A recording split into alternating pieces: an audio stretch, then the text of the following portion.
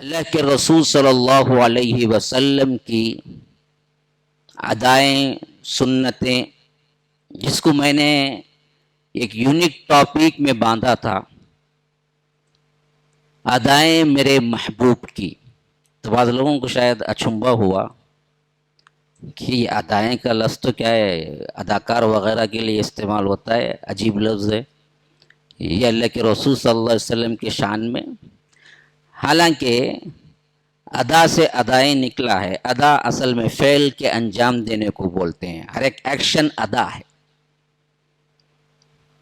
اور اس اعتبار سے بہترین طور پر اس کی توجیہ کیا ہے، اللہ کے رسول صلی اللہ علیہ وسلم کی حرکات و سکنات کے اعتبار سے کتنا خوبصورت ترین، جامع ترین اللہ کے رسول صلی اللہ علیہ وسلم نے زندگی گزارا ہے، اس کے کچھ پہلو میں آپ کے سامنے رکھنا چاہتا ہوں۔ یہ اصل میں کیا ہے، اس عنوان کا لب لباب ہے، تشریح ہے۔ اچھا، یہ میرے ذہن میں آیا اس واسطے، یہ بھی سمجھ لیں کہ کوئی نیا لفظ نہیں ہے، یہ ایک بہترین عربی کے اور عقیدے کے اعتبار سے مایہ ناز محمد بن جمیل زینو ہیں، ان کی ایک کتاب ہے اخلاقیات پر، اور اس کا شمائل کے اعتبار سے، دیکھیے شمائل عادات اور خصائل کو بولتے ہیں عربی میں، تو اس اعتبار سے ان کی جو کتاب ہے وہ اللہ کے رسول صلی اللہ علیہ وسلم کی اداؤں پر مشتمل، اخلاقیات پر مشتمل، عربی میں انہوں نے مختصر اور جامع کتاب لکھی۔ تو اس کا ترجمہ جب اردو میں ہوا تو میری نظر سے گزرا کہ اس کا نام انہوں نے یہی رکھا کہ ادائیں میرے محبوب کی۔ تو میں نے مناسب سمجھا کہ اسی حیثیت سے میں آپ سے سامنے گفتگو کروں، اور اس تناظر میں بھی کہ آج دراصل اللہ کے رسول صلی اللہ علیہ وسلم پر دشمنان اسلام کے حملے زیادہ تیز ہو چکے ہیں، اور حملے بھی وہ ہیں جو کہ اللہ کے رسول صلی اللہ علیہ وسلم کے اخلاق اور عادات اور اطوار کے اعتبار سے ان میں گراوٹ پیدا کرنے کے لیے امت مسلمہ کے اندر بھی اور ان حضرات کے اندر بھی جو ابھی نابلد ہیں، وہ بھائی، وہ لوگ جو مسلم نہیں ہیں، لیکن ان سے ہمارا کوئی لڑنا جھگڑنا نہیں ہے، ان سے ہمارا کوئی لڑائی جھگڑے کی بات نہیں ہے، وہ اپنے مذہب پر قائم ہیں اور بھائی چارگی کے اعتبار سے ملے ہوئے ہیں، لیکن ایسے سادہ لوہ عوام کے اندر بھی دشمنی پیدا کرنا اور ان مسائل کو چھیڑنا جو دراصل مسئلہ ہی نہیں ہے، اس زمانے کے اعتبار سے بھی اور اسلام کے اعتبار سے بھی، اس پر کھل کے آج گفتگو ایک طرح کا فیشن بن چکی ہے، اور میڈیا اس کے اندر بہت کام کر رہا ہے، اور عوامی ذہنیت کیونکہ عرب کے اس ماحول کو جانتے ہی نہیں ہیں، تو وہ سمجھتے ہیں کہ ہاں جی یہ بات تو ہماری سمجھ نہیں آتی کہ آخر 9 سالہ بچی سے 53 سال یا 50 سال کے جو اپنی زندگی گزار چکے ہیں، انہوں نے شادی کیسے کی؟ آخر اس پر بھی تو بات ہونی ہی چاہیے نا، کتنا بھی آپ دفاع کرو کچھ تو غلط لگتا ہے۔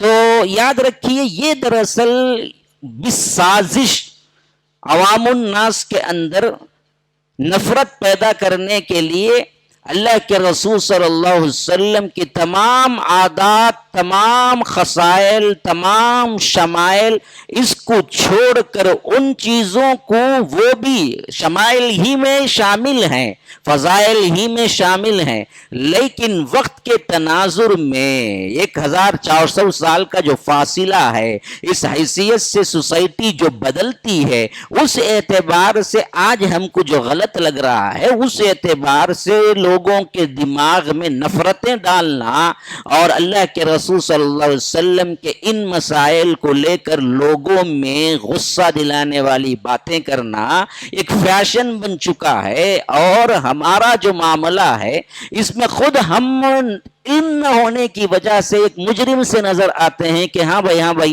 ہم دفاع کریں گے، گویا کہ ہم نے کوئی جرم کیا ہے جس کے لیے دفاع کے لیے ہم کو کیا ہے، شادی کرنا جائز تھا یا نہیں جائز تھا، سائنس کیا کہتی ہے فلاں.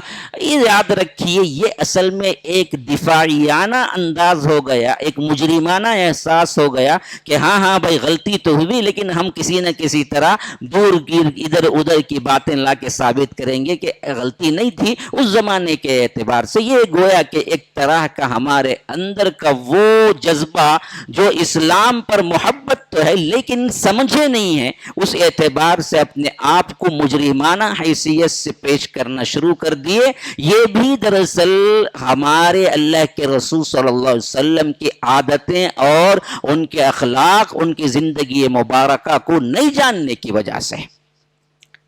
میں نے عجیب بات دیکھی ہے، پتہ نہیں لوگوں کو جہاں تک یہ کہنا میرا مناسب لگے گا یا نہیں، لیکن کیا کروں، کہنا پڑتا ہے کہ بعض ایسے لوگ جو انسانیت میں رہنے کے ہی لائق نہیں ہیں، وہ لوگ جب اللہ کے رسول صلی اللہ علیہ وسلم کی شادی پر یا امہات المومنین جو ہماری روحانی مائیں ہیں اور ہمارے سگی ماؤں سے زیادہ محترم ہیں، ان پر آوازیں کستے ہیں، تو بعض لوگ واقعتاً سمجھتے ہیں کہ ان کو دراصل کیا ہے، جواب دینے کی ضرورت ہے اور ان سے ایکسکیوز کرنے کی ضرورت ہے.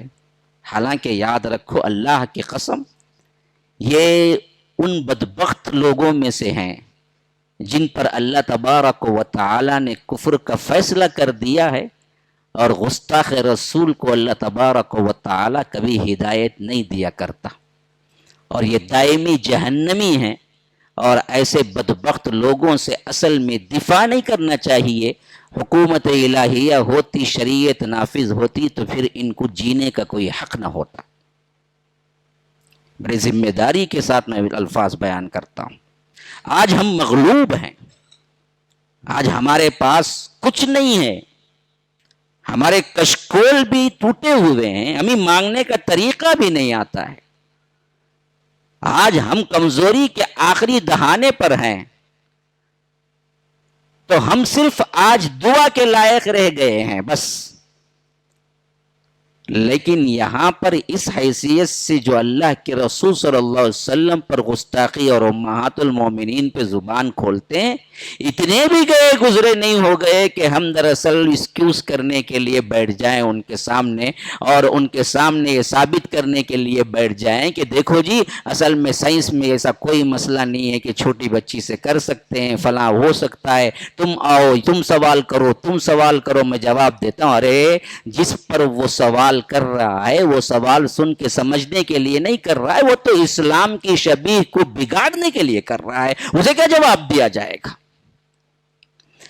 تو ہمارے اندر ایک طرح کا کیا ہے، مجرمانہ احساس پیدا ہو رہا ہے. تو میں نے مناسب سمجھا کہ کیوں ہو رہا ہے؟ اس واسطے ہو رہا ہے کہ اللہ کے رسول صلی اللہ علیہ وسلم کی وہ ادائیں، وہ خوبصورت ترین ایکشنز ایک ایک مرحلے میں جو اللہ کے رسول صلی اللہ علیہ وسلم نے کیا ہے، وہ ہم کو پتہ ہی نہیں ہے. تو ہم دراصل اللہ کے رسول صلی اللہ علیہ وسلم کے عادات و اخلاق کیسے پیش کریں گے؟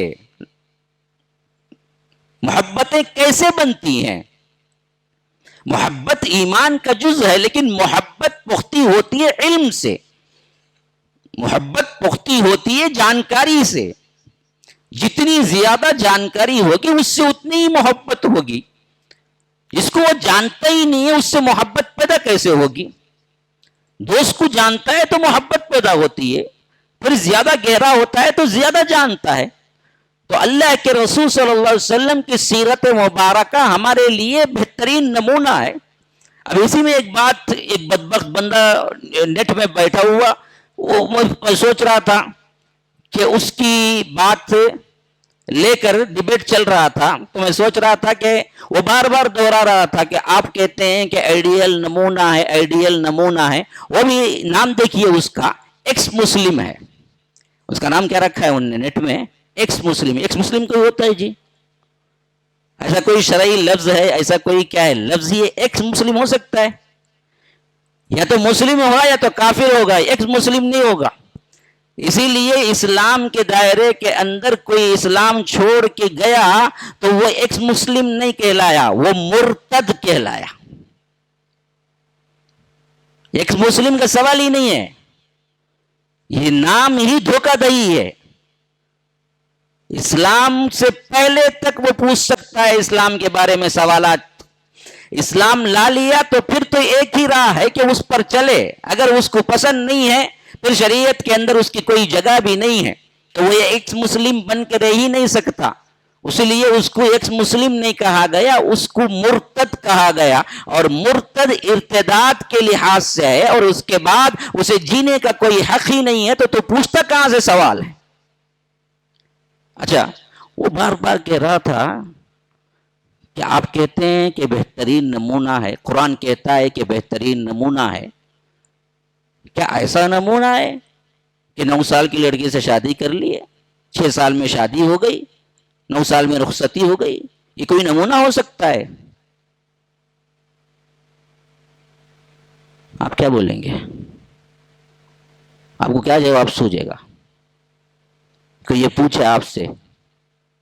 آپ بولتے ہیں اللہ کے رسول صلی اللہ علیہ وسلم رول ماڈل ہیں، نمونہ ہے، ایگزامپل ہے، بہترین مثال ہے۔ اس میں کیا مثال ہے کہ 6 سال کی لڑکی سے 50 سالہ کیا ہیں عمر کے فرد نے شادی کی اور 9 سال میں رخصتی ہوئی؟ یہ آپ کے ہاں کوئی کرے گا؟ بعض لوگ پوچھتے ہیں، غیر مسلم یا کر جو بھی دشمنان اسلام اس کو اچھالتے ہیں، کیا آپ اپنی بیٹی کو دیں گے 6 سال میں؟ پھر نمونہ کہاں سے آ گیا؟ ہاں؟ جواب کیا ہے؟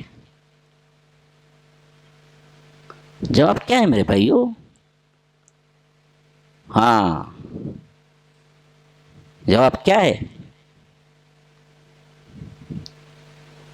اس طرح کے اٹیک ہم پر ہو رہے ہیں، حالانکہ اللہ تبارک و تعالی نے نمونہ کس کو کہا ہے پتہ ہے؟ اسی آیت میں اس کا جواب ہے، فرمایا کہ لقد کان لکم فی رسول اللہ اسوۃ حسنہ لمن کان یرجو اللہ والیوم الآخر، اس کے لیے یہ ایگزامپل ہے، بہترین نمونہ ہے جو اللہ پر، یوم آخرت پر ایمان رکھتا ہے، اللہ سے ملاقات کرنے والا ہے، آخرت کا جس کو ڈر ہے، وذکر اللہ کثیرا، جو سب سے زیادہ اللہ کا ذکر کرتا ہے۔ غیر مسلم کے لیے رول ماڈل نہیں بولا، پہلے اسلام لاؤ، اسلام اور کفر کا مسئلہ توحید پر ہوگا، پھر توحید کو مانو، رسالت کو مانو، پھر اس کے بعد اگر تم یوم آخرت کو مانتے ہو تو تب تمہارے لیے ایک ایک ایکشن میں رول ماڈل محمد الرسول اللہ صلی اللہ علیہ وسلم ہے، ایکس مسلم مرتد کے لیے ایگزامپل نہیں ہے،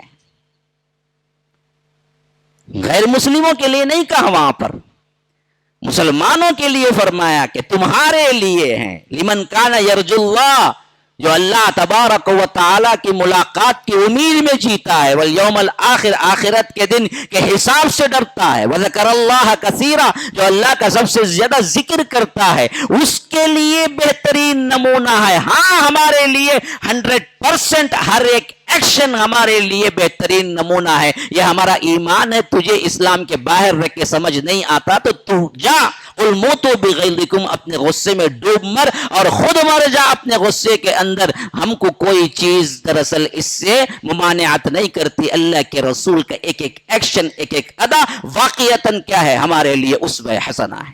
مانتے نہیں مانتے ہیں؟ تو ایگزامپل کا مطلب وہاں دراصل ان لوگوں کو نہیں دیا گیا جو مرتد ہو گئے۔ سوال کا یہ جواب دینے کے بجائے کچھ اور گھما پھرا کے اس کو بٹھا کے سمجھانا کہ دیکھو نہیں ایسی بات نہیں ہے، تو یاد رکھو یہ دراصل خود اپنے آپ میں مجرم بن جانا ہے۔ میں 2-3 ہنٹس دیا کیونکہ کیا ہے، ہمارے نوجوان سب سے زیادہ کتابوں سے نیٹ پہ ہوتے ہیں، کتاب بہت کم پڑھتے ہیں، دیکھتے زیادہ سنتے ہیں۔ آج کا دور ہی کیا ہے، ختم ہو چکا ہے، وہ علمی دور، کتابوں سے لگاؤ کا دور، وہ سب چلا گیا۔ ہمارے نوجوان صرف انہی کے پیچھے پھرتے رہتے ہیں، سطحی علم کے پیچھے، اور اس طرح کے گمراہ کرنے والوں کے باتیں زیادہ اثر کرتی ہیں۔ تو میں نے 2-3 باتیں آپ کو شروع میں کہہ دیا کہ دیکھو یہ تناظر تھا، اصل میں یہ معاملہ تھا، پیچھے جس کے واسطے میں نے یہ چیز رکھی کہ جناب محمد الرسول اللہ صلی اللہ علیہ وسلم کی حرکتیں، حرکات و سکنات، ادائیں کیسی ہوں گی یہ ہم جانیں تو پھر اللہ کے رسول صلی اللہ علیہ وسلم سے محبت پیدا ہوگی دلوں کے اندر۔ یہ محبتیں جب پیدا ہوتی ہیں اور اس میں ایمان مل جاتا ہے تو ایمان اور محبت کا جامع جب یہ بنتا ہے تو وہاں سے اتباع پیدا ہوتی ہے۔ پھر اتباع پیدا ہوتی ہے نا، عام انسان کی بھی اگر کوئی اتباع پیدا ہو جائے تو وہ یہ نہیں دیکھتا کہ یہ غلط ہے یا صحیح ہے، یہ تو جناب محمد الرسول اللہ صلی اللہ علیہ وسلم ہے جن میں غلط ہونے کا کوئی سوال ہی نہیں ہے، تو پھر اللہ کے رسول کی ایک ایک ادا آپ کو محبوب لگے گی۔ کبھی آپ کو سوال ہی نہیں پیدا ہوگا کہ اللہ کے رسول صلی اللہ علیہ وسلم نے ایسا کیوں کیا، یہ ہمارے لیے ہے۔ یاد رکھ لیجیے، انہیں پھٹا پینٹ پہنتا تھا، انہیں بھی پھٹا پینٹ پہنتا تھا،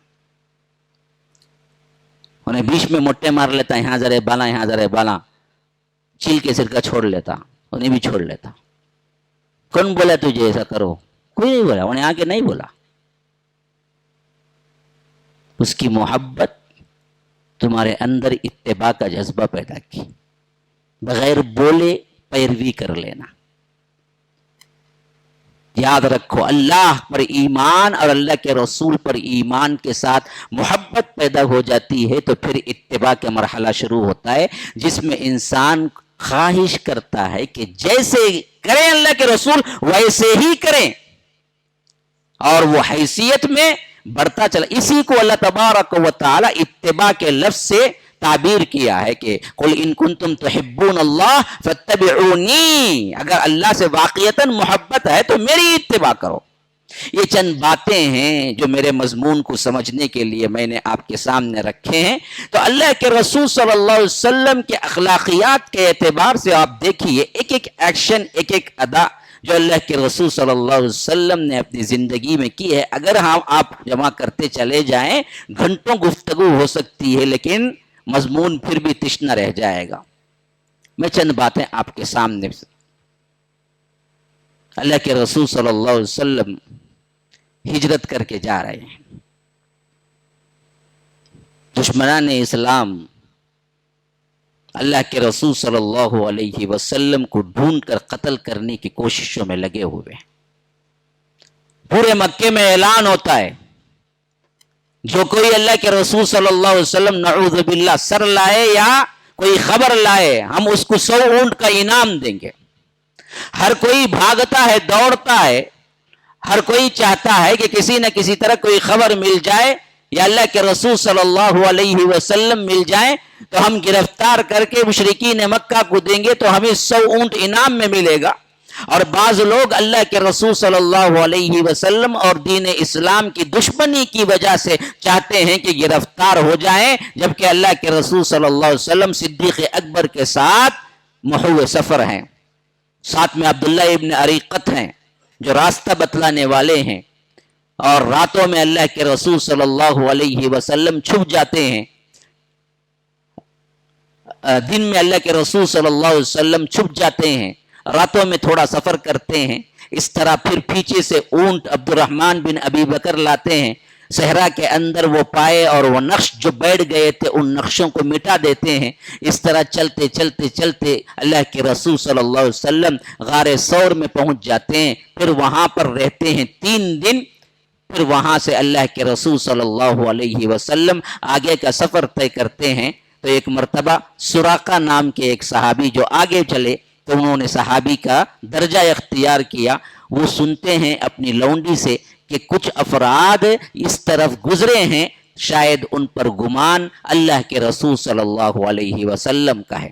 سراقہ کہتے ہیں کہ میں مجلس میں بیٹھا ہوا تھا اور مجھے لگا کہ یہ بالکل صحیح کہہ رہی ہے اور مجھے 100 اونٹ کا انعام مل سکتا ہے، اور اللہ کے رسول صلی اللہ علیہ وسلم کو نعوذ باللہ گرفتار کر کے میں مشرکین مکہ کے حوالے کر سکتا ہوں، اور میں سردار ہوں، میں جنگجو ہوں۔ اس اعتبار سے میں نے دل میں ٹھان لیا کہ میں دراصل ضرور بھی ضرور اس قافلے تک پہنچوں گا، لیکن سوچا کہ سامنے بیٹھنے والے افراد بھی اگر میرے ساتھ شامل ہوں گے تو یہ کارنامہ میرے نام نہیں لکھا جائے گا، اور ساتھ میں معاملہ یہ ہے کہ جو انعام ہے وہ انعام بھی ان میں تقسیم ہوگا۔ اس واسطے میں کہنے لگا کہ نہ تم نے شاید کچھ اور دیکھا ہو، کیوں اس راستے سے گزریں گے؟ مدینے کا راستہ کوئی اور ہے، یہ راستہ کوئی اور ہے، یہاں سے کیوں گزریں گے اللہ کے رسول صلی اللہ علیہ وسلم؟ پھر میں نے جب دیکھا کہ لوگوں کے ذہنوں سے وہ بات نکل گئی، چپکے سے مجلس سے اٹھا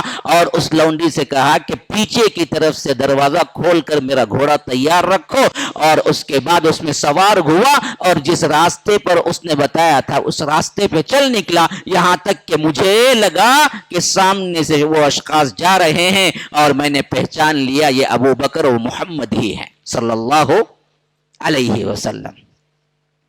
اور میں نے سمجھا کہ آج میں کامیاب ترین ہوں، اپنا گھوڑا دوڑایا یہاں تک کہ اللہ کے رسول صلی اللہ علیہ وسلم اور میرے درمیان بالکل فاصلہ کم تھا کہ میرے گھوڑے نے ٹھوکر کھائی اور میں نیچے گر پڑا، حتیٰ کہ ٹھوکر کھانے کا کوئی سبب تو مجھے معلوم نہ ہوا، لیکن میرے ساتھ یہ معاملہ ایسا رہا کہ میں اپنے اعتبار سے اپنے ذہن سے سوچنے لگا کہ کیا یہ کام مجھے کرنا چاہیے یا نہیں، جیسا کہ کیا ہے توہم پرستی وہاں عام تھی۔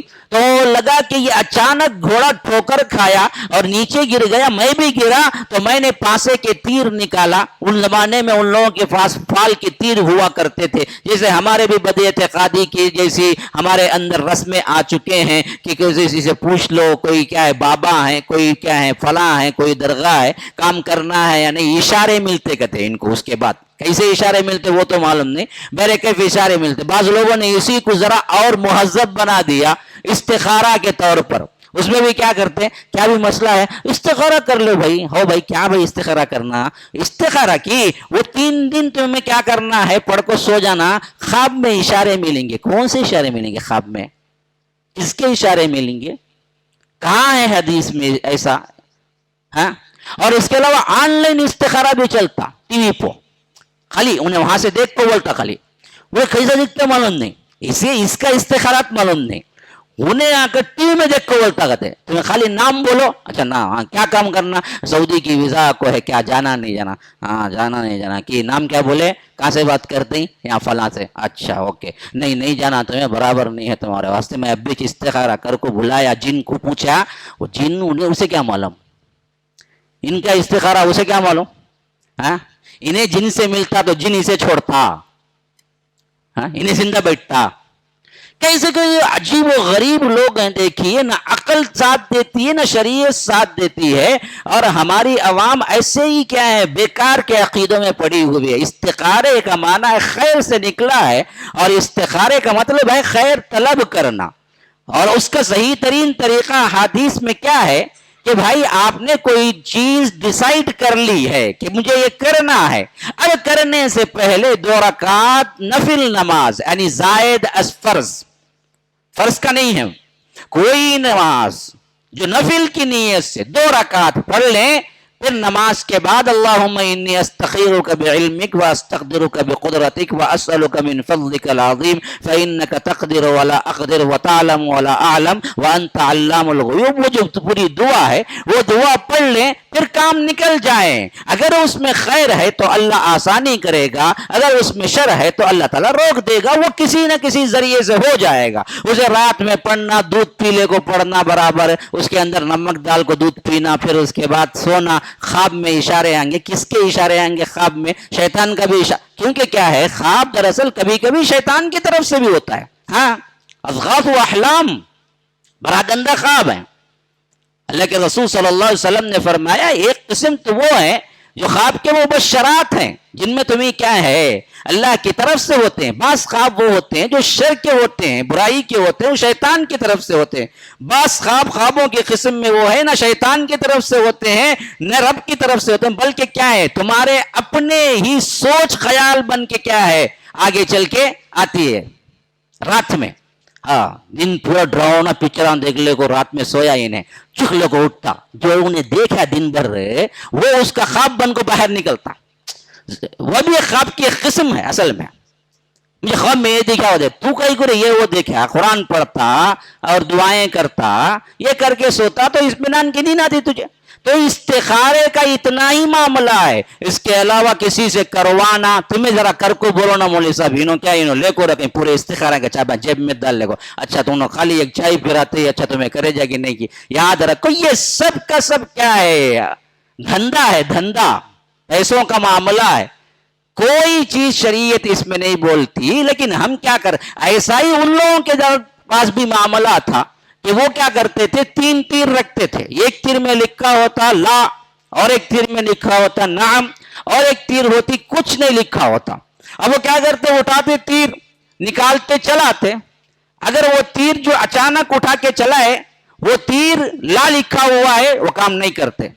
اگر اس تیر پہ نام لکھا ہوا ہے تو وہ کام کر لیتے ہاں کے مطلب میں.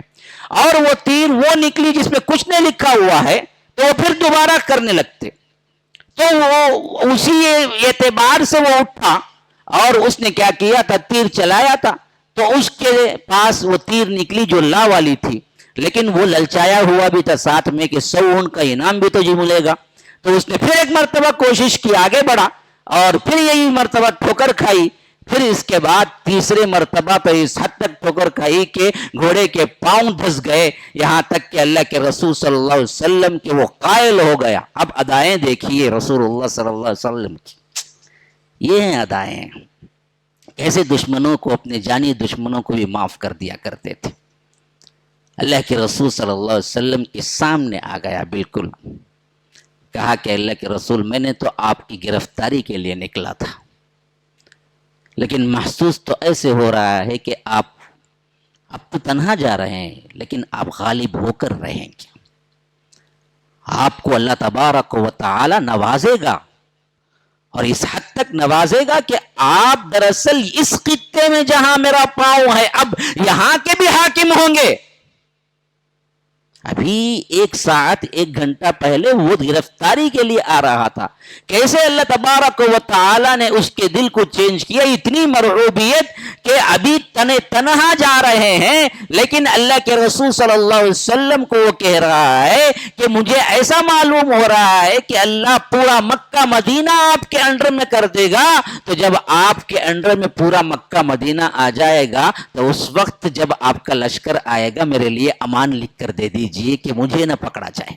یا رب، یقین کی انتہا دیکھو، یہاں تو تنہا ہجرت کے لیے جا رہے ہیں، چھپ چھپاتے جا رہے ہیں، لیکن وہاں معاملہ اس حد تک ہے کہ وہ سراقہ بن مالک کہہ رہا ہے کہ کب لشکر آ کے جب یہاں پر فتح کرے گا تو اس وقت میرے لیے امان لکھ دو. اور اللہ کے رسول صلی اللہ علیہ وسلم یہ امان اس وقت میں بتاؤں گا، کہوں گا کہ دیکھو اسی وقت میں امان لے کے رکھا ہوا، مجھے نہ پکڑو. تو اللہ کے رسول صلی اللہ علیہ وسلم مسکرا پڑے، کہا کہ ابو بکر اس کو امان لکھ کے دے دو. یہ نہیں کہا کہ کیا بکواس کر رہے ہو. اللہ کے رسول صلی اللہ علیہ وسلم کی ادا بھی دیکھو.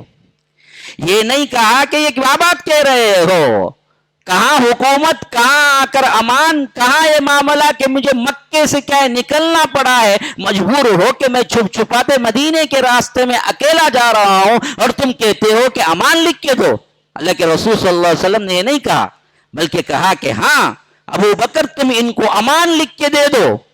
پھر اس کے بعد اس کو معاف کرتے ہوئے ایک ادا سے اللہ کے رسول صلی اللہ علیہ وسلم نے کہا کہ سراقہ میں تیرے ہاتھوں میں کسرا کے کنگن دیکھ رہا ہوں.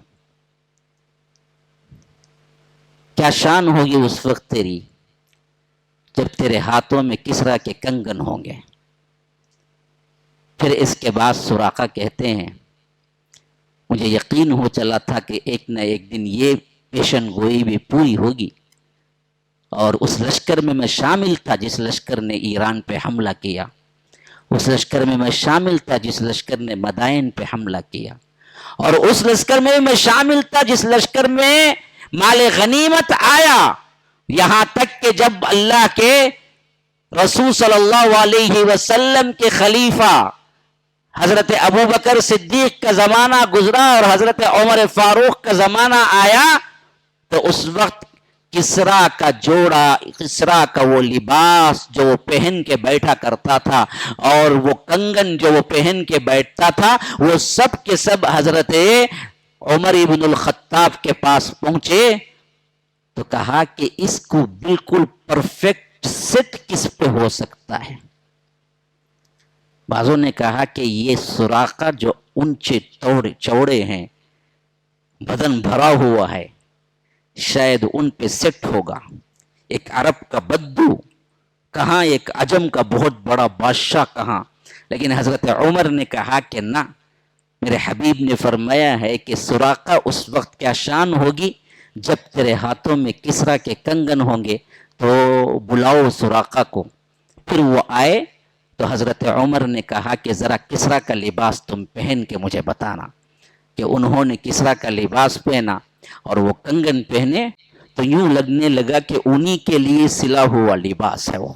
تو اس وقت انہوں نے بے اختیار کہا کہ امیر المومنین، وہ پورا زمانہ مجھے یاد آ رہا ہے جب میں نے اللہ کے رسول صلی اللہ علیہ وسلم کی گرفتاری کے لیے نکلا تھا اور میں عاجز آ گیا اور اللہ کے رسول سے معافی مانگی تو اللہ کے رسول نے بڑے کھلے دل سے معاف کیا اور مجھے امان نامہ بھی لکھ کر دیا اور کہا کہ سراقہ اس وقت تیری کیا شان ہوگی جب کسرا کے کنگن تیرے ہاتھوں میں ہوں گے. اور اس وقت وہ بیان ابھی تک میرے ذہنوں کے اندر پیوست ہے جس ادا سے اللہ کے رسول صلی اللہ علیہ وسلم نے کہا آج بہت زمانہ نہیں گزرا ہے لیکن اللہ کے رسول کی یہ پیشن گوئی میرے ساتھ پوری ہوئی. یہ ایک نہیں تھے، ہزاروں ایسے واقعات ہیں جو پیشن گوئی کے اعتبار سے اللہ کے رسول کی زبان مبارک سے نکلے، بالکل پرفیکٹ ثابت ہوئے. یہ اتنا کافی نہیں ہے کہ اللہ کے رسول صلی اللہ علیہ وسلم سے محبت کی جائے، ان کو سچا پکا رسول مانا جائے. 12-20 سال پہلے کون کوئی بات کہتا اور وہ بات حرف بحرف پوری ہوتی. آج بتاؤ کہ یہ جتنے نجومی اور یہ جتنے کیا ہیں لکوسلے بازیاں کرنے والے ہیں، دھوکے بازی کرنے والے ہیں، ان لوگوں کا کہا ہوا ایک کیا دو کیا بلکہ کیا ہے ایک ہفتہ 2 ہفتے بعد ایک اطلاع دیتے ہیں تو پوری نہیں ہوتی. ہمارے زمانے میں ایک مرتبہ جب کیا تھی دوسری پارٹی تھی حکومت پہ تو اس وقت دراصل کہا گیا کہ سب سے زیادہ میں خود وہ ویڈیو دیکھ رہا تھا، ایک دیوانہ بیکار کا ایک نجومی بیٹھا ہوا کہہ رہا تھا کہ یہ پارٹی تو آنے کے لحاظ سے کسی حیثیت سے کیا ہے حکومت پہ آنے کا کوئی چیز ہمیں نظر نہیں آتی ہے، یہ کبھی بھی جو ووٹ جیت نہیں سکتی. اس کے اگلے ہی سال وہ پارٹی پورے میجارٹی کے ساتھ پہلی مرتبہ آئی، اتنی میجارٹی گٹس کبھی آئی ہی نہیں ہے. اس نے صرف 2 سال سے پہلے کا کیا تھا. اچھا، اور آپ کو معلوم ہے ہیلتھ کے اعتبار سے خاص طور پر ہندوستان کی ترقی کے اعتبار سے کووڈ 2019 جو آیا تھا نا اس سے پہلے 18 میں نجومیوں کی ایک بہت بڑی ٹیم بیٹھی تھی اور وہ ہمارے چائے والے کے فیور میں بیٹھی ہوئی تھی. ویسے بھی تو اس نے باقاعدہ طور پر یہ خوشخبری دیتے ہوئے کہا کہ ہندوستان کے لوگوں کو خوش ہو جانا چاہیے کیونکہ ہمارے جی آ چکے ہیں اور اگلے سال ہر اعتبار سے صحت، پیسہ، مال، دولت، ترقی ہندوستان کی ہر اعتبار سے بہترین سال ہوگا. اس سے پہلے کبھی ایسا نہیں گزرا ہوگا. یہ پیشن گوئی دے کے ختم نہیں کیا کہ اتنا بدترین سال آیا، اس سے پہلے ایسا گزرا ہی نہیں کبھی. 2019 آپ سب کو معلوم ہوگا، کون بھولے گا، تاریخ لکھی جائے گی اس پر. جتنا وہ بولا کہ معاشی اور آ کر استحکام اور آ کر اسی طرح ہر چیز سے وہ پر ہوگا اتنا ہی برباد ہوا 1 سال کا.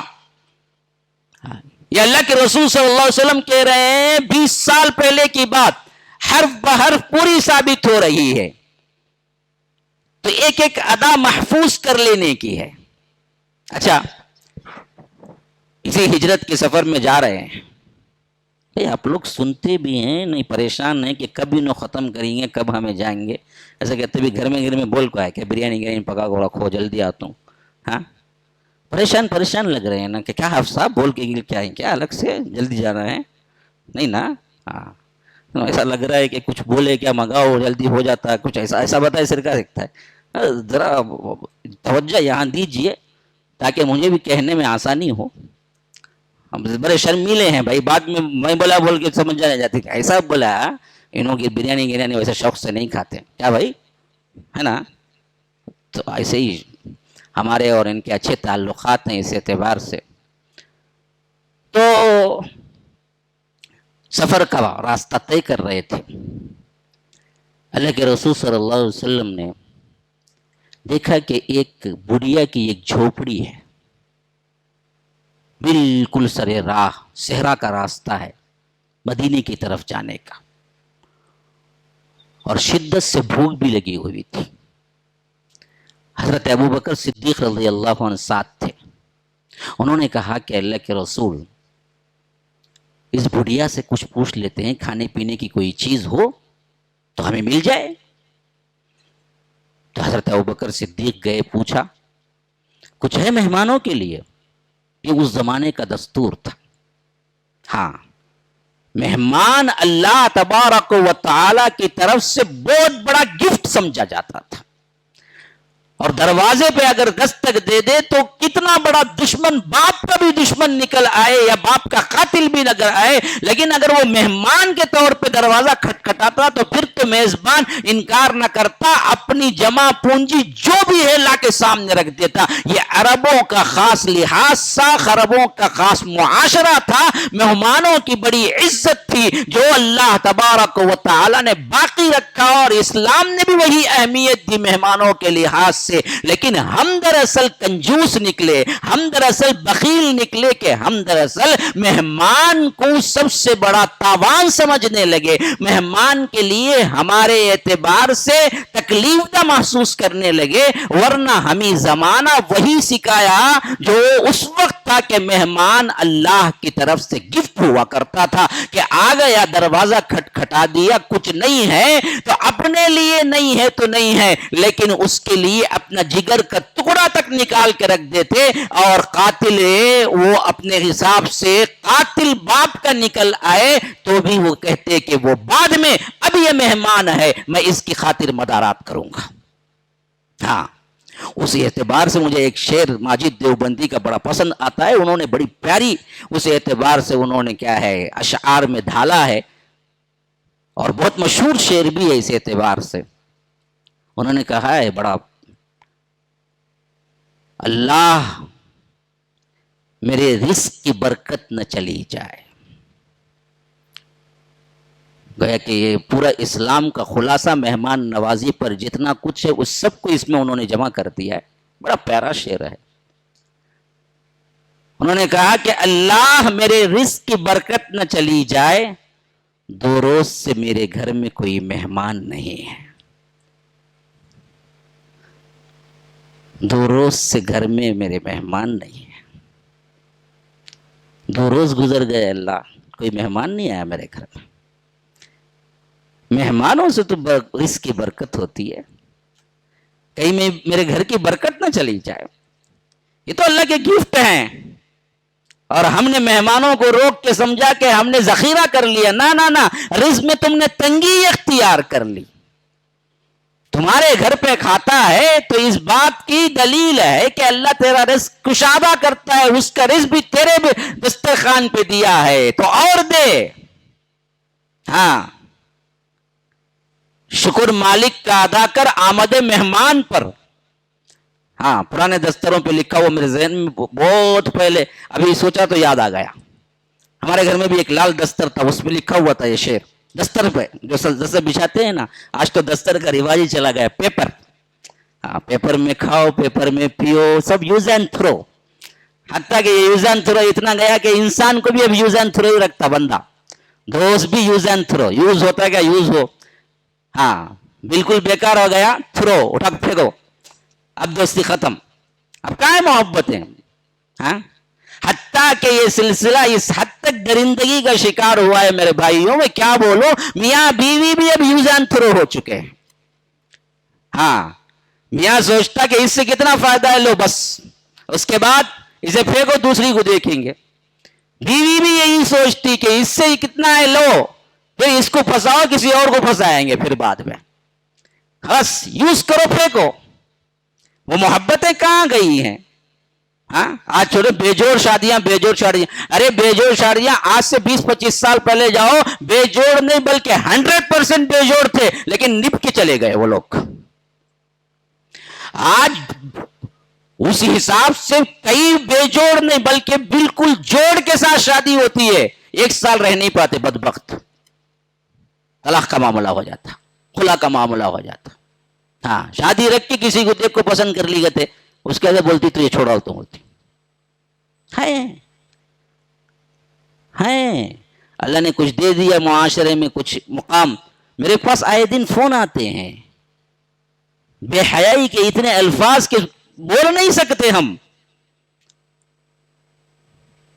تو یاد رکھو یہ زمانہ بڑا عجیب زمانہ ہے. وہ دسترخوان پہ لکھا ہو شکر خالق کا ادا کر آمد مہمان پر، رزق اپنا کھا رہا ہے تیرے دسترخوان پر. تیرا کیا ہے؟ تو نے دیا ہے اس کو.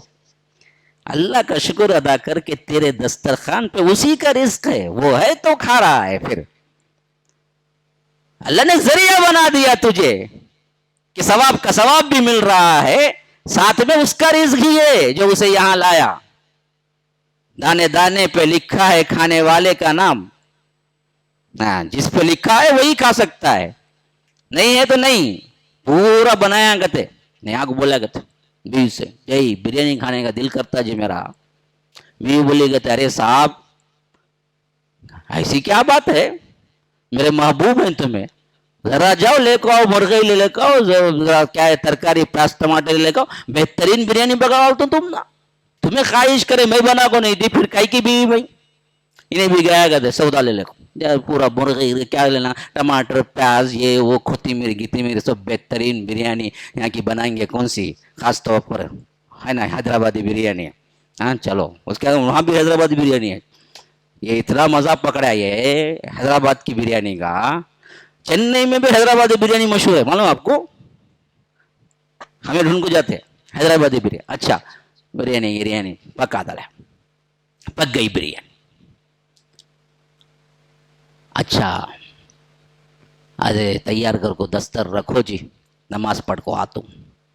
گیا نماز پڑھا، آتے ہوئے تھر تھر کانپ لے کو آیا. یہ بخار جیسا لگتا ہے جی. اللہ بخار کی ہو نا جی، بخار لگتا ہے نا تو پڑ جاؤ ذرا اوڑھ لے کو. تمہیں اوڑھ لے کو پڑا ڈالی. اس کے بعد بولی اب کہاں جی بریانی کھاتے ہیں تمہیں، نکو جی بریانی کھانا، بخار میں بریانی کھاتے ابھی ذرا بڑھ جانے جاتی ہے، تمہیں اللہ بول کو سو کو اٹھو. ادھر سے آیا فقیر، اماں کہتے بھی ہے کہ اللہ کے نام پہ دے. بیوی کے دل میں خیال آیا ابھی میرا شوہر بیمار پڑا ہے، یہ بریانی تبھی اللہ کے نام پہ دیے تو اللہ تعالیٰ شفا دے لیں گا. پوری بریانی لے جاؤ دیا لے با تیرے واسطے. پکایا کون، کھایا کون؟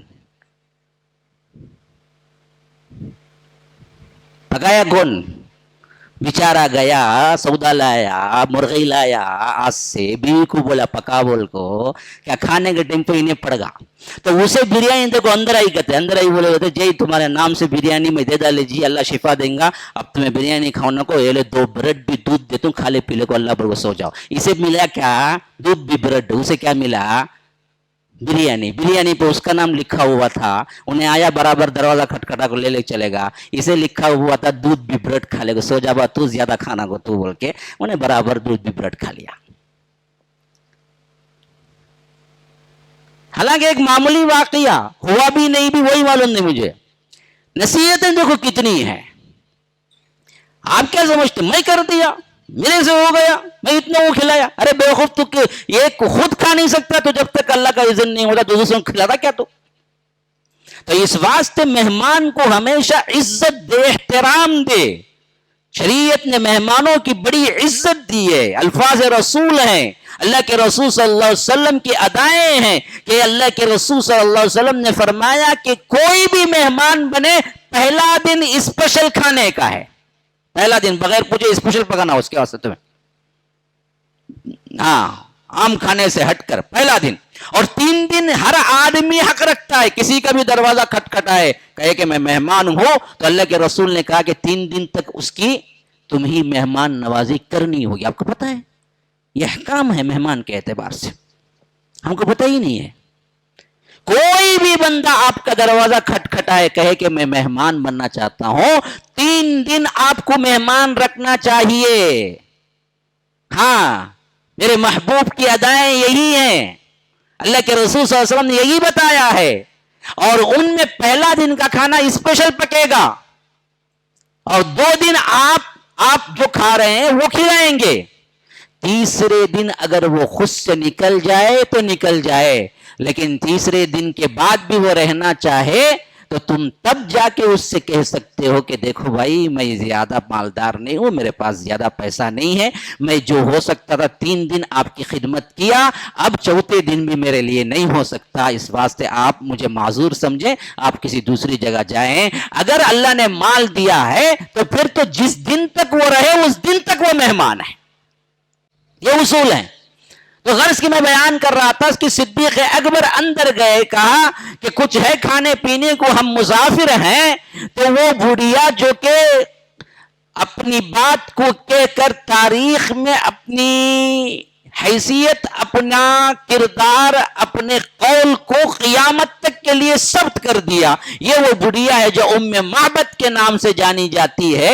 ان کے زبان پہ الفاظ آیا کہ بیٹے میں کب کسی مہمان اور مسافر کو خالی ہاتھ جانے دیتی ہوں، جو بھی یہاں سے گزرتا ہے اس کو میرا دروازہ کھٹکھٹانے کی ضرورت نہیں پڑتی، میں خود دودھ لے کے پیش کر دیتی ہوں اور میں خود انتظار میں رہتی ہوں کہ میری جھوپڑی کے پاس کوئی آئے اور اس کو میں کچھ نہ کچھ پیش کروں. لیکن قحط کا مارا یہ زمانہ اتنا زیادہ ہے کہ میرے پاس کوئی چیز نہیں ہے دینے کے لیے، حتیٰ کہ بکریاں چر کے آتی بھی ہیں تو ان کے پیٹ میں بھی بھرا ہوا چارہ نہیں ہوتا اور ان کے تھن میں بھی دودھ نہیں ہوتا. تو یہ زمانے میں آج میرے گھر میں کچھ نہیں ہے، بہت زیادہ شرمندہ ہوں کہ سوائے اس کے کہ ایک لاغر بکری کڑی ہوئی ہے، نہ دودھ دیتی ہے نہ جا کے چل کے اپنا چارہ کھا سکتی ہے، اس کے علاوہ میرے گھر میں کچھ نہیں ہے، مجھے بہت شرمندگی ہے. صدیق اکبر پلٹ کے آتے ہیں اور کہتے ہیں کہ اللہ کے رسول صلی اللہ علیہ وسلم اس کے گھر میں تو کچھ ایک دودھ کا ایک قطرہ بھی نہیں ہے، لیکن وہ ایک بکری ہے جو وہاں پر کھڑی ہوئی لاغر ہے. اللہ کے رسول صلی اللہ علیہ وسلم اجازت لے کے اندر داخل ہوتے ہیں اور حضرت ام معبد سے کہتے ہیں اللہ کے رسول کیا تمہیں اجازت دو گی کہ میں اس پہ کچھ دودھ نکال لوں؟ وہ بوڑھی عورت کہتی ہے کہ آپ کا چہرہ تو دیکھتے ہی دل خوش ہو جاتا ہے. بعد میں جو وہ تأثرات پیش کرتے ہیں نا جی، وہ تأثرات اس حیثیت سے وہ حلیہ بیان کرتی ہے. پورے تاریخ اور سیرت کی کتابوں میں اللہ کے رسول کے حلیے پر سب سے بہترین حدیث ام معبد کی ہے. سیرت کی ہر کتاب میں ام معبد کی یہ روایت موجود ہے کہ اللہ کے رسول صلی اللہ علیہ وسلم کیسے تھے. تو سب سے پہلے ام معبد کی یہ حدیث آپ کے سامنے آئے گی جس کو وہ اللہ کے رسول کو دیکھ کر اللہ کے رسول کے جانے کے بعد اپنے الفاظ میں پیش کرتی ہے. ایسا ایک نظر جو دیکھتی ہے نا، وہ اس حد تک اللہ کے رسول صلی اللہ علیہ وسلم کی ادائیں دل میں گھر کر جاتی ہیں کہ وہ اس کے بعد جب ادا کرتی ہیں کہ اللہ کے رسول کہتے تھے، تو صحابہ اور آنے والی نسلیں تاریخ سیرت کی کتابوں میں جتنا کچھ بھی مواد اللہ کے رسول کی خوبصورت حلیے پہ آیا وہ اس سے بہتر نہیں تھا جو ام معبد نے بیان کیا. اس واسطے ام معبد کی حدیث روایت کر کے کہتے ہیں کہ اللہ کے رسول اگر کیسے تھے آپ کو جاننا ہے تو ام معبد کی روایت پڑھو.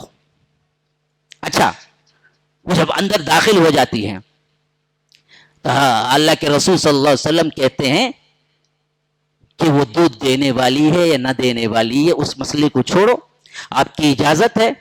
تو کہا کہ میری اجازت ہے، لیکن وہ تو دودھ دینے والی نہیں ہے، لاغر بکری ہے. کہا کہ اس کو لاؤ، تھن کو صاف کرتے ہیں، بسم اللہ پڑھتے ہیں، پھر اس کے بعد جب دودھ نتارتے ہیں تو برتن بھرا ہوا، وہ زمانے میں برتن ہوتے تھے پتھر کے، اور پتھر میں بھی کبھی کبھی آپ دیکھے ہوں گے بعض پتھر قدرتی طور پر اس میں شگاف پڑ جاتا ہے، اس میں ہول پڑ جاتا ہے، تو اس طرح کے پتھر پہلے کے طور پہ استعمال ہوتے تھے. ایسے ہی ایک برتن میں اللہ کے رسول صلی اللہ علیہ وسلم دودھ نتارتے ہیں اور دودھ اس میں اللہ کے رسول ابو بکر کو دیتے ہیں، وہ سیر ہو کے پیتے ہیں. پھر خود پیتے ہیں، پھر کہتے ہیں کہ گھر والوں کے لیے بھی نکال کے رکھ دو، تیسری مرتبہ نکال کے ایک بھرا ہوا برتن خود ام معبد کے ہے گھر میں رکھ دیتے ہیں کہ آپ استعمال کرو، پھر اللہ کے رسول وہاں سے چلے جاتے ہیں۔ شوہر ابو معبد آتے ہیں، پوچھتے ہیں کہ اب قحط کا زمانہ آیا کہاں سے دودھ؟ کہا کہ ایک ایسا شخص یہاں سے گزرا ہے جس کی برکتوں کا کیا کہنا، بس اس نے بکری کے تھن پہ ہاتھ لگایا، پھر میں نے دیکھا کہ دودھ تو بھرا ہوا آ رہا ہے، اور وہ خود بھی پیا، اپنے ساتھی کو بھی دیا، اور خود گھر کے لیے بھی رکھ چھوڑا۔ تو ابو معبد پوچھنے لگتے ہیں ذرا حلیہ بتاؤ، وہ کون تھا؟ وہ کون تھا؟ میں تو سمجھتا ہوں یہ تو وہی تھا جس کے اعتبار سے مشرکین مکہ نے 1,000 اون کا انعام کر رکھا ہے، وہی صاحب تو نہیں تھا؟ کہا کہ میں تمہیں بتاتی ہوں کہ وہ کیسا تھا، میں تمہیں بتاتی ہوں کہ وہ کیسا تھا۔ یا رب، انہوں نے جو کچھ بھی اس کے بعد سنایا نا جی، وہ حلیے کے اعتبار سے قیامت تک کے لیے اللہ نے محفوظ کر دیا۔ انہوں نے کہا کہ میں نے ایک ایسے شخص کو دیکھا جو کہ بہترین چہرے والا تھا، ہاں، خوبصورت ترین، اور اس کے ساتھ ساتھ چہرے پر جمال بھی تھا، جلال بھی تھا، اور بدن اتنا پرفیکٹ تھا کہ نہ دبلے پتلے کے دیکھنے میں ججے نہیں، نہ موٹے تازے تون نکلی ہوئی کے دیکھنے میں ہنسی آئے۔ یا رب، کیا تعبیر ہے دیکھیے، بالکل، اور دیکھنے میں ایسے تھے کہ نہ لمبے کے آپ سر اٹھا کے دیکھیں، نہ ایسے پسکت کے آپ کو اپنا سر جھکا کے دیکھنا پڑے۔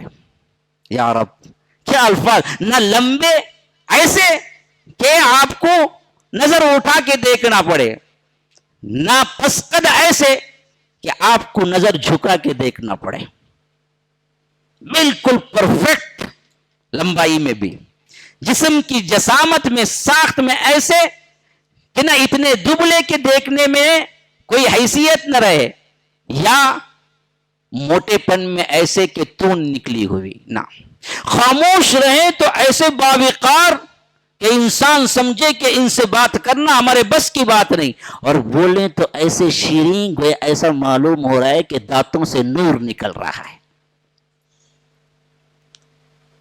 ایک مرتبہ دیکھا ہے وہ بڑھیا، صرف ایک مرتبہ دیکھے ہیں، لیکن وہ ادائیں جو محفوظ کی نا، کیسے محفوظ کر کے بیان، یہ ایسے ہی سیرت میں ثبت ہو گیا قیامت تک کے لیے۔ آپ جا کے دیکھیے، ام معبد کی روایت ڈالیے، صرف آپ کو پوری روایت موجود ہوگی۔ خاموش ہوتے ہیں تو ایسا معلوم ہوتا ہے کہ بڑے بارعب ہیں، بولتے ہیں تو ایسے بولتے ہیں گویا کہ پھول کی جھڑی ہے جو لگ چکی ہے۔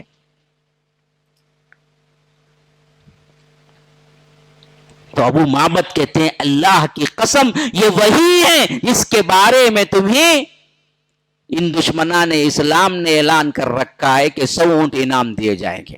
اچھا، حدیث کی کتابوں میں آتا ہے، خاص طور پر رحیق المختوم کے اندر یہ واقعہ موجود ہے، وہ کہتے ہیں کہ پھر اس کے بعد جیسے ہی اللہ کے رسول صلی اللہ علیہ وسلم ام معبد کا وہ کمرہ چھوڑا، وہاں سے آگے بڑھے، مکے کے اندر ایک آواز سنائی دے رہی تھی اور بولنے والا دکھائی نہیں دے رہا تھا کہ بدبختو تم اس پہ انعام رکھے ہوئے ہو، وہ تو کبھی کا مکہ چھوڑ کے جا چکا ہے، اور وہ ام معبد کے حجرے میں اترا اور وہاں کچھ دیر ٹہر کے وہاں سے نکلا، اور ہم دیکھے کہ بولنے والا کہاں ہے، لیکن نہیں دکھا، یہاں تک کہ لوگ اس آواز کے پیچھے بھاگتے دوڑتے گئے، آخر تھکار کے واپس آ گئے، بولنے والا نہیں دکھا۔ حدیث کی کتابوں میں آتا ہے کہ وہ ایک جن تھا جو وہاں سے گزر رہا تھا، تو مکہ پہنچا تو اس نے کہا کہ بدبختو کس پہ انعام رکھے ہوئے ہو؟ وہ تو اللہ کے رسول ہیں جو ام معبد کے کمرے میں اترے اور وہاں پر کچھ دیر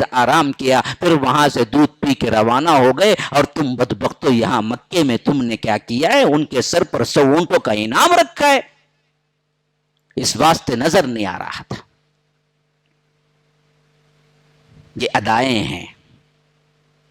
آگے چلو، کتنا ہے بیٹا میرے پاس؟ کتنا ہے ٹائم؟ ہو گیا؟ وہاں کتنا بجے؟ تھوڑا پانی دے دو.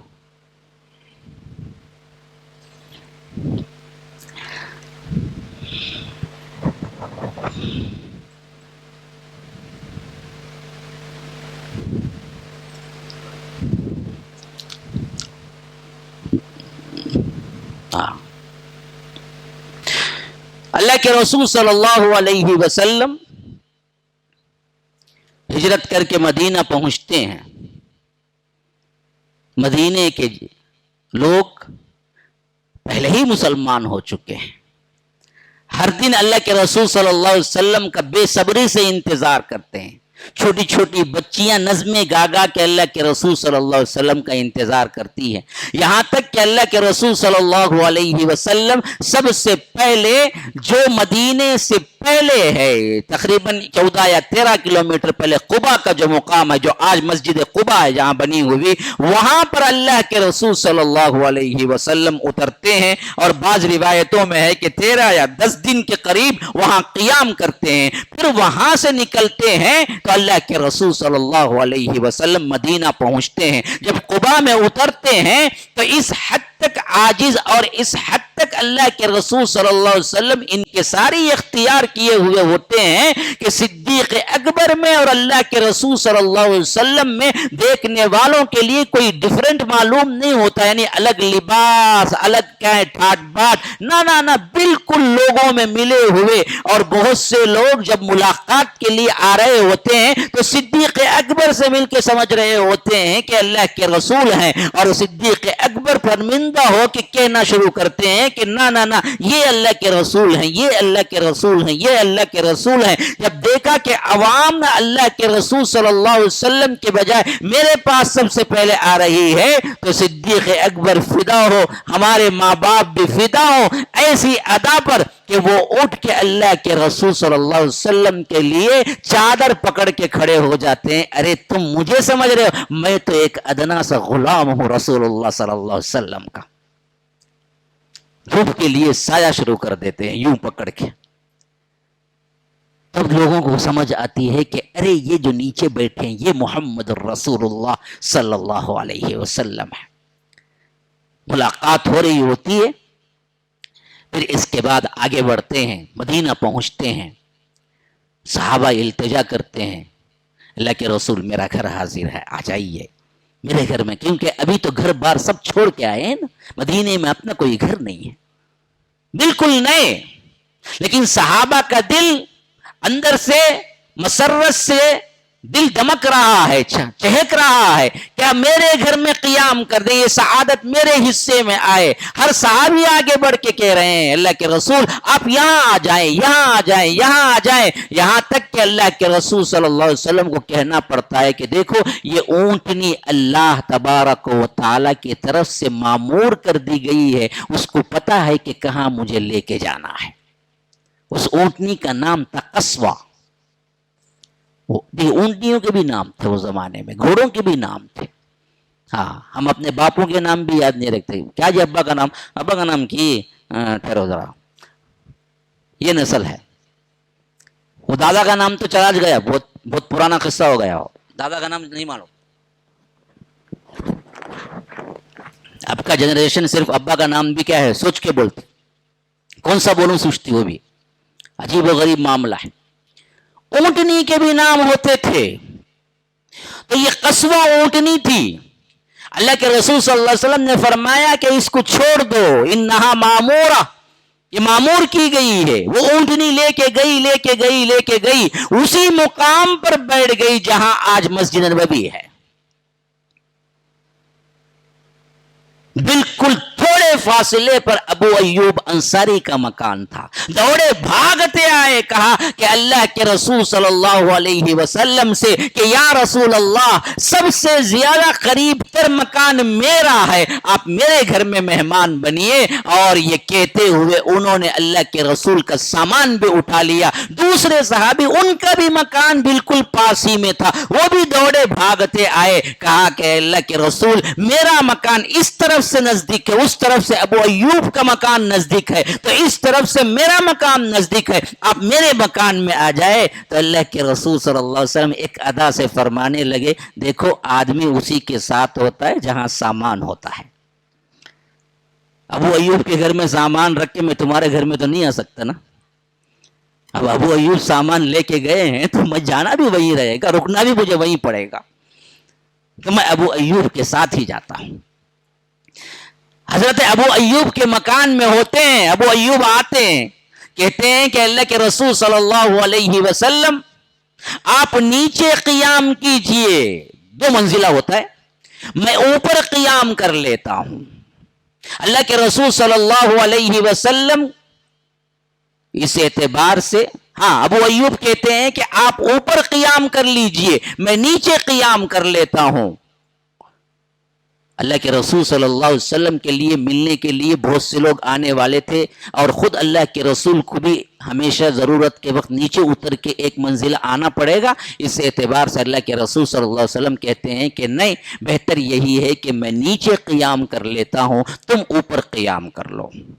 کہتے ہیں کہ نہ اللہ کے رسول، میرے بس کی بات نہیں ہے، میری ہمت جواب دی جاتی ہے۔ محبتیں دیکھو کیسے، کیا ادائیں ہوں گی، کیا محبتیں دی ہوں گی کہ ایسے جذبات امڑ کے آئے صحابہ کے دلوں میں جو ہم سوچ بھی نہیں سکتے۔ ابو ایوب سے حیران ہو کے اللہ کے رسول صلی اللہ علیہ وسلم نے پوچھا، ابو ایوب ویسی کیا بات ہے کہ تم نہیں کر سکتے؟ کہا کہ اللہ کے رسول آپ نیچے میں اوپر، آپ کے سر کے اوپر میں چلوں، یہ مجھ سے برداشت نہیں ہوگا، یہ ادب کے خلاف ہے۔ میں کیسے سو سکوں گا جب آپ نیچے ہوں گے میں اوپر؟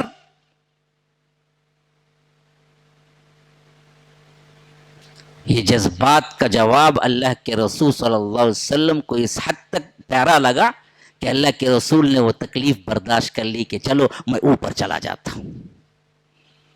حالانکہ تکلیف دا مرحلہ تھا، اوپر چڑھنا نیچے اترنا ہر وقت کے لیے، لیکن ابو ایوب کے دل میں جو محبتیں تھیں اس اعتبار سے اللہ کے رسول صلی اللہ علیہ وسلم نے کہا کہ ہاں میں اوپر چلا جاتا ہوں۔ پھر جب خود ابو ایوب نے دیکھا کہ اللہ کے رسول کو انتہائی تکلیف ہو رہی ہے، ہر نماز کے لیے اترنا، کوئی بھی ملنے آیا وہ چڑھ کے اوپر جانا، تو آخر کار کہتے ہیں کہ دل پہ پتھر رکھ کے میں نے مان لیا کہ اللہ کے رسول آپ نیچے آ جائیے۔ جب اللہ کے رسول صلی اللہ علیہ وسلم نیچے آ گئے تو اپنے واقعہ بیان کرتے ہوئے کہتے ہیں کہ ایک رات ایسے ہی اچانک نیند کھلی، آنکھ کھلی تو میرے دل کے اندر یہ جذبہ آیا کہ تو بھی کیا ہے ایوب کہ تو اللہ کے رسول صلی اللہ علیہ وسلم کے اوپری منزل میں سوتا ہے اور اللہ کے رسول نیچے کی منزل میں۔ بس یہ احساس کا آنا تھا کہ میں نے پوری رات اکڑوں یوں بیٹھ کے گزاری کہ کہیں اللہ کے رسول کے ادب میں خلاف ورزی نہ ہو جائے۔ یہ محبتیں ہیں، یہ ادائیں تھیں جو اللہ کے رسول صلی اللہ علیہ وسلم کے ساتھیوں کو یوں جذب کر لیتے تھے، یوں مرعوب ہو جاتے تھے کہ انہیں اس سے زیادہ کوئی اور چیز نظر نہ آتی تھی۔ حضرت سلمان فارسی آئے ہیں، ہاں بھائی ایک واقعہ بس، حضرت سلمان فارسی آئے ہیں، فارس کے رہنے والے ہیں، اور ان کی زندگی بعض روایتوں کے مطابق 250 سال ہے۔ جب انہوں نے اسلام قبول کیا تقریباً 200 سال کے رہے ہوں گے بعض روایت، لیکن صحیح تر روایتوں میں بھی کم از کم اتنی بات تو ملتی ہے کہ 120 سال کے تھے۔ اسلام قبول کیا تو 60 سال کی عمر میں، پھر آگے 60 سال زندہ رہے۔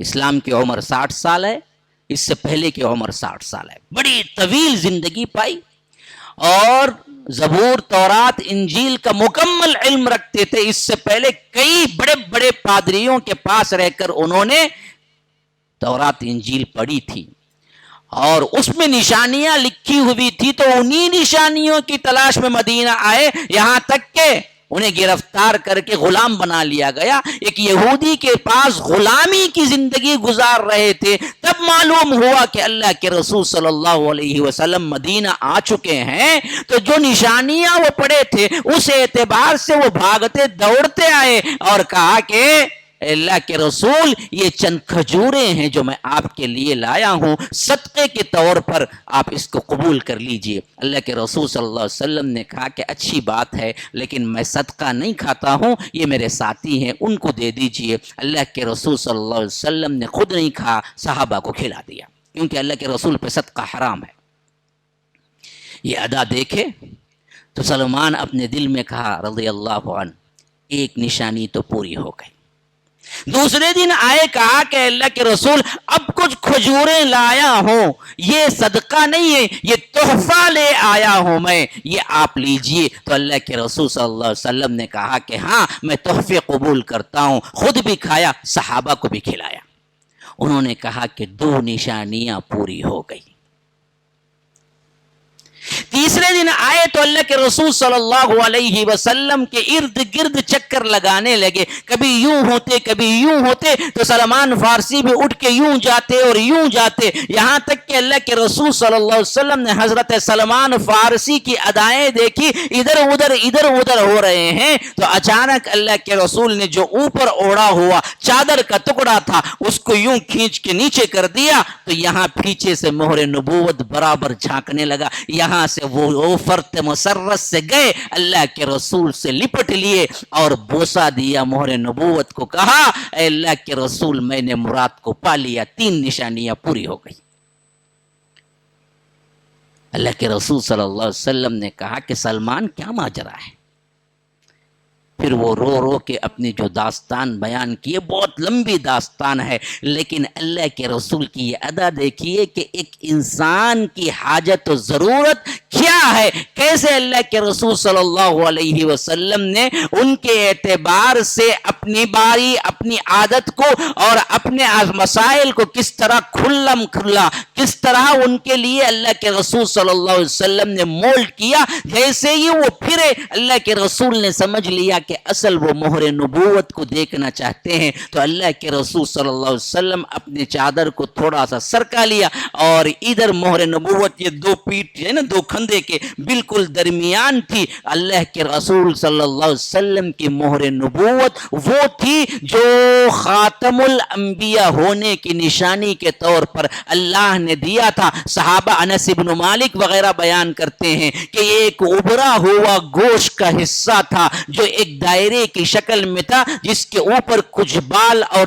تل تھے اور وہ چمکتا ہوا ادھر ہوتا تھا 2 کندھوں کے درمیان بالکل، اور یہ اللہ تبارک و تعالی نے آخری نبی ہونے کی نشانی کے طور پر تورات اور انجیل اور اس سے پہلے کی کتابوں میں اللہ نے بیان کیا کہ وہ نبی وہ ہوگا جس کے پیٹھ پہ مہر نبوت ہوگا، 2 کندھوں کے درمیان ہوگا، اور اس کی نشانی سے تم پہچان لو کہ یہ صحیح اور برحق نبی اور آخری نبی ہے۔ یہ سلمان تورات اور انجیل میں پڑھ چکے تھے، تو پہلا آئے تو کہا کہ یہ صدقہ ہے، کیونکہ تورات انجیل میں سلمان پڑھ چکے تھے، وہ نبی صدقہ نہیں کھائے گا، اور اللہ کے رسول نے کہا کہ میں صدقہ نہیں کھاتا، تو انہوں نے کہا کہ ایک نشانی پوری ہو گئی۔ وہ سلمان پڑھ چکے تھے تورات اور انجیل کی کتابوں میں، وہ نبی تحفہ کھائے گا، تو دوسری نشانی پوری ہو گئی جب اللہ کے رسول صلی اللہ علیہ وسلم نے تحفے کو لے لیا۔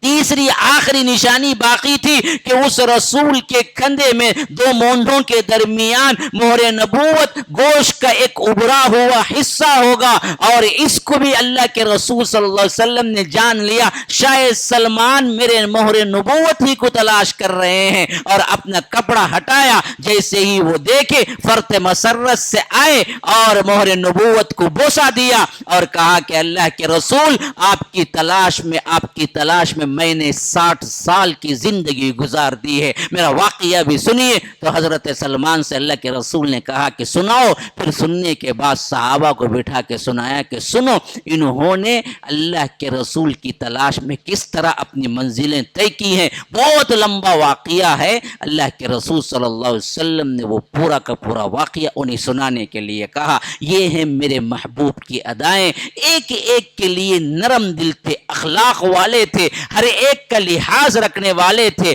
ہر ایک کی عزت کرنے والے تھے، ہر ایک کی مانگ کو بغیر پوچھے اس کی مانگ کو پورا کرنے والے تھے۔ پوری دنیا کا غم سمایا ہوا تھا، پوری انسانیت کا درد سمایا ہوا تھا۔ دو مرتبہ اللہ کو تنبیہ کرنی پڑی کہ فَلَعَلَّكَ بَاخِعٌ نَفْسَكَ عَلَىٰ آثَارِهِمْ إِن لَّمْ يُؤْمِنُوا بِهَٰذَا الْحَدِيثِ أَسَفًا فَلَعَلَّكَ بَاخِعٌ نَفْسَكَ أَلَّا يَكُونُوا مُؤْمِنِينَ۔ اے اللہ کے رسول، آپ انسانی ہمدردی میں یہ لوگ کیوں جہنم جا رہے ہیں، یہ لوگ کیوں برباد ہو رہے ہیں، یہ لوگ ایمان کیوں نہیں لاتے، یہ سوچتے سوچتے سوچتے شاید آپ اپنے آپ کو ہلاک کر لیں گے، کیوں اتنا غم کر رہے ہیں۔ رب العالمین کو پیار بری تنبیہ کرنی پڑی کہ اللہ کے رسول آپ اتنا غم کیوں کر رہے ہیں، آپ اپنا مشن، آپ اپنی رسالت، آپ اپنا توحید کا اعلان کیجئے، ماننا نہ ماننا آپ کی ذمہ داری نہیں ہے، بس پہنچانا آپ کی ذمہ داری ہے۔ لیکن پھر بھی اللہ کے رسول صلی اللہ علیہ وسلم اس امت کی فکر میں راتوں رو رہے ہیں،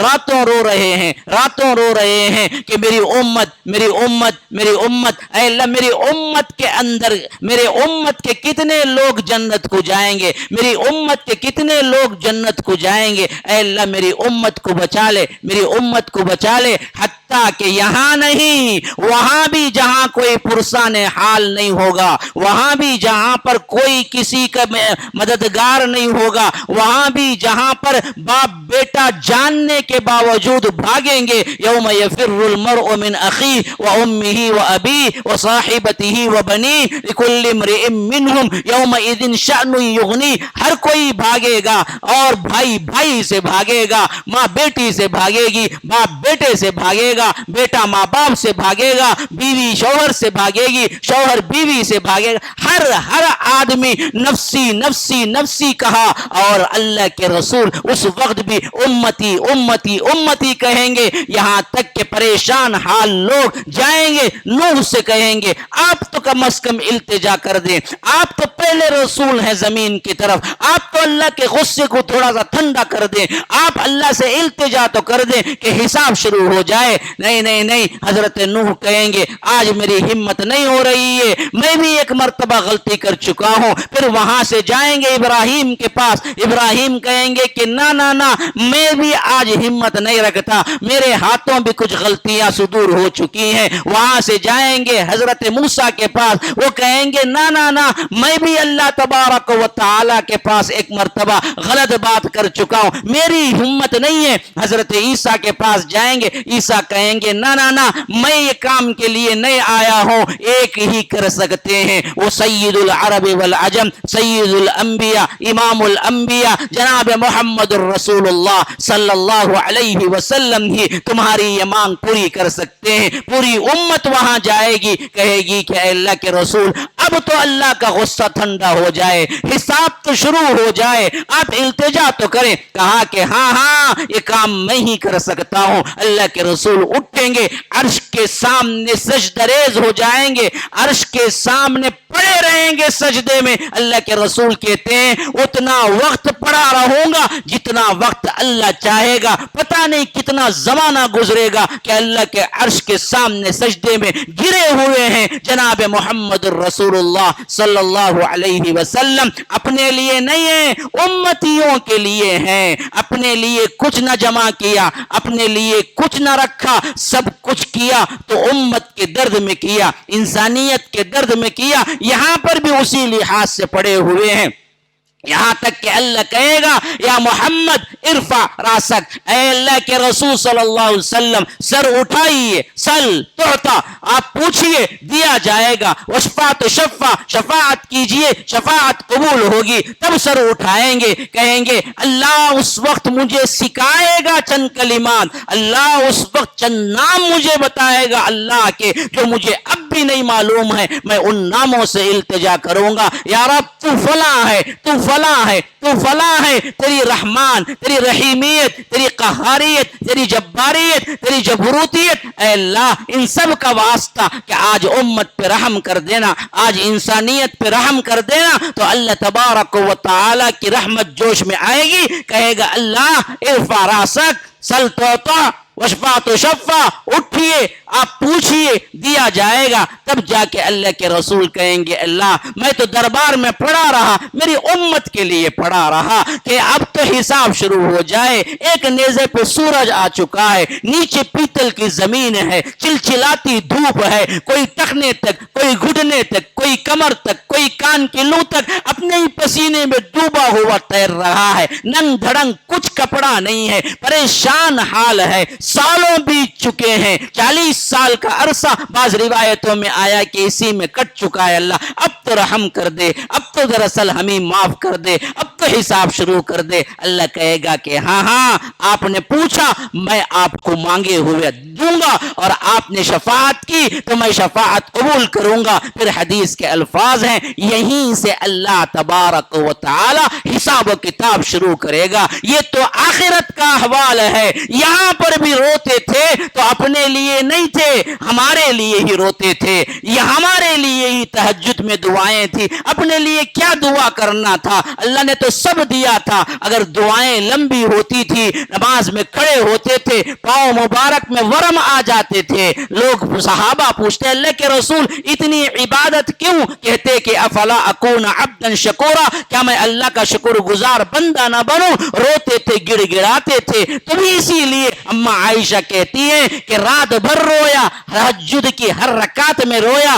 رکوع میں رویا، سجدے میں رویا، قیام میں رویا، روتے روتے ہچکی بند ہو گئی، نمازیں ختم کی اور ختم کر کے کچھ دیر لیٹے رہے، اپنا سیدھا ہاتھ دائیں ہاتھ پر اپنی کلائی اور دائیں ہاتھ پر اللہ کے رسول نے چہرہ رکھا اور کچھ دیر لیٹے رہے، لیکن لیٹنے کے بعد اٹھے تو وہ جو لیٹے ہوئے تھے وہ پورا ایریا بھی اللہ کے رسول کے آنسوؤں سے تر تھا، اتنا رویا۔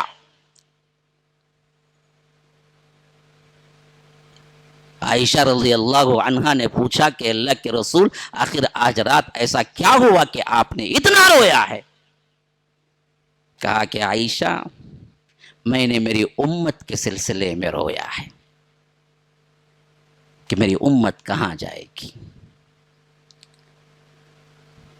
کل آخرت میں جہنم تو نہیں چلی جائے گی۔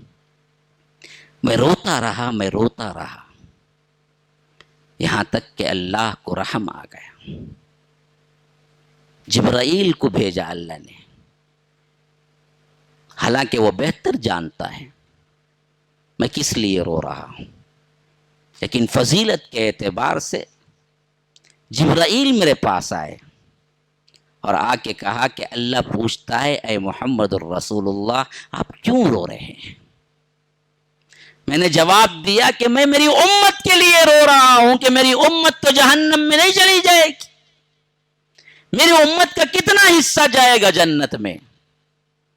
کہا کہ یہی جواب میں لے کے پہنچا دیتا ہوں رب العالمین کے پاس۔ جبرائیل پھر پہنچے رب العالمین کے بارگاہ میں، کہا کہ محمد الرسول اللہ روتے اس واسطے ہیں کہ ان کی امت کے بارے میں انہیں پتا ہو کہ کتنی جائے گی جنت میں، کہیں وہ جہنم میں تو نہیں چلی جائے گی۔ اللہ کہتا ہے کہ ہم انہیں اتنا دیں گے کہ ہم ان کو راضی کر کے چھوڑیں گے۔ پوری دنیا رب العالمین کو راضی کرنے میں لگی ہوئی ہے، رب العالمین کہتا ہے کہ میں محمد الرسول اللہ کو راضی کرنے میں ہوں۔ تو جبرائیل آتے ہیں، کہتے ہیں کہ اللہ کے رسول آپ اطمینان رکھیے، آپ کو راضی کیا جائے گا، تقریباً 1/4 آپ کی امت ہوگی جنت کے اندر، 1/4، یعنی 4 حصے کریں گے تو 1 حصہ پورے جنتیوں میں آپ کی امت کا ہوگا۔ اللہ کے رسول کہتے ہیں کہ نانا میں رونا بند نہیں کروں گا، یہ تو بہت قلیل ہے، اور بڑھاؤ اور بڑھاؤ اور بڑھاؤ۔ دوبارہ پھر یہی سوال جواب ہوتا ہے، جبرائیل آ کے کہتے ہیں اب اللہ تبارک و تعالی نے کہا ہے کہ 1/3 آپ کی ہوگی، یعنی 3 حصے کریں گے تو ایک حصہ آپ کا ہوگا, بقیہ پورے امت پوری قیامت تک آنے والی حضرت آدم سے لے کر قیامت تک کا آخری انسان, وہ پورے نسل کے 2 حصے ہوں گے اور آپ کا ایک پورا حصہ آپ کا ہوگا. اللہ کے رسول نے کہا کہ نہ میں رونا نہیں کھڑا ہوں گا, مجھے یہ نہیں چاہیے, اس سے زیادہ چاہیے, اس سے زیادہ چاہیے. اللہ سے پوچھ کے آؤ, یہاں تک کہ پھر پہنچے, پھر پوچھا تو کہا اب جا کے بتا دو کہ آدھی پوری جنت کی آبادی آپ کی امت ہوگی. یہ ہے محمد الرسول اللہ. ان سے پیار نہیں کرو گے تو پھر کس سے کرو گے؟ وہ دل نہیں ہے, وہ پتھر ہے جس کے دل میں محمد الرسول اللہ کا پیار نہ ہو, محبت نہ ہو, ان کی زندگیوں کو پڑھ کے رونا نہ آتا ہو, سیرتوں کو پڑھ کے رونگٹے کھڑے نہ ہوتے ہوں, پھر تو زندگی نہیں ہے, بنجر ویران دل ہے وہ. تو یاد رکھیے, ٹوٹ کے محبت کرو اپنے رسول کی, اتنی محبت کرو, اتنی محبت کہ کائنات میں اللہ کے علاوہ پھر کسی سے وہ محبت نہ ہو جو جناب محمد الرسول اللہ صلی اللہ علیہ وسلم کے لیے ہو. کرو گے؟ بہت کمزور انشاءاللہ ہے. اللہ آپ لوگوں کو بھی خوش رکھے, صحت عافیت سے رکھے. هذا وباللہ التوفیق وصلی اللہ وسلم علی نبینا محمد. اسأل اللہ لی ولکم ولسائر المسلمین من کل ذنب فاستغفروه انه هو الغفور الرحیم. والسلام علیکم ورحمۃ اللہ وبرکاتہ. سبحانک اللہم وبحمدک اشہد ان لا الہ الا انت استغفرک واتوب الیک.